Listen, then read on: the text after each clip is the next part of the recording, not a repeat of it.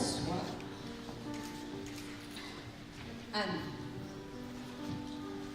Alors, merci Annelise de nous accueillir ce soir. Est-ce que tout le monde est bien assis? Trouvez une place? Voilà, bon, parfait. Alors, on est très heureux de vous accueillir nombreux ce soir. On reconnaît plein de têtes qui nous sont connues et ça nous fait très très plaisir. Donc, merci de votre présence. Merci de votre soutien depuis de très nombreuses années.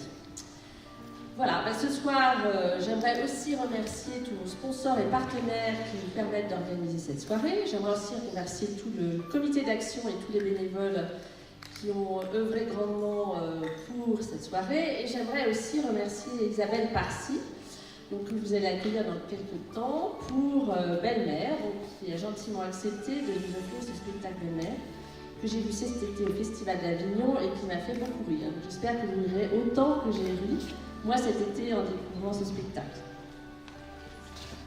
Anne, depuis 12 ans que l'association existe, quel bilan pouvez-vous en faire? Alors, depuis 12 ans que l'association existe, et bien voilà, on continue à soutenir la recherche sur le cancer de l'enfant. Les chiffres n'ont pas beaucoup bougé, c'est-à-dire que le cancer de l'enfant est toujours la première cause de mortalité en termes de maladie. C'est à peu près un enfant sur 440 avant l'âge de 15 ans qui sera touché par cette maladie. En Suisse, ça représente 250 nouveaux cas. En France, 2500. Les cancers de l'enfant sont des maladies extrêmement différentes des cancers d'adultes. C'est une soixantaine de maladies rares. Et il est vraiment essentiel aujourd'hui de soutenir cette recherche sur les cancers de l'enfant. C'est à peu près 61 projets de recherche auxquels on a participé pendant toutes ces années, qui ont abouti à 3 découvertes majeures.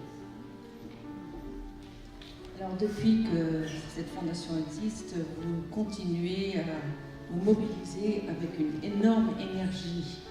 Pourquoi? Parce que je pense que c'est indispensable de soutenir la recherche sur le cancer de l'enfant. Il y a beaucoup de choses à faire, il y a malheureusement peu de budget. On doit de mieux en mieux comprendre comment ces maladies développent et pourquoi elles se développent. Ces dernières années, il y a quand même des recherches extrêmement importantes qu'on a soutenues, des choses dont vous avez probablement entendu parler chez l'adulte, qui est le séquençage des tumeurs, qui permet de mieux identifier les anomalies qu'il y a chez ces cancers et de pouvoir donner des traitements ciblés. Ce sont des projets que l'on soutient à travers un projet cette année qui était l'ADN circulant, dont nous allons parler tout prochainement le docteur Génichon.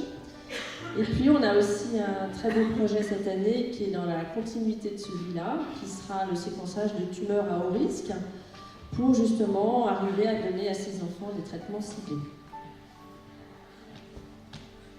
Merci Anne. Merci.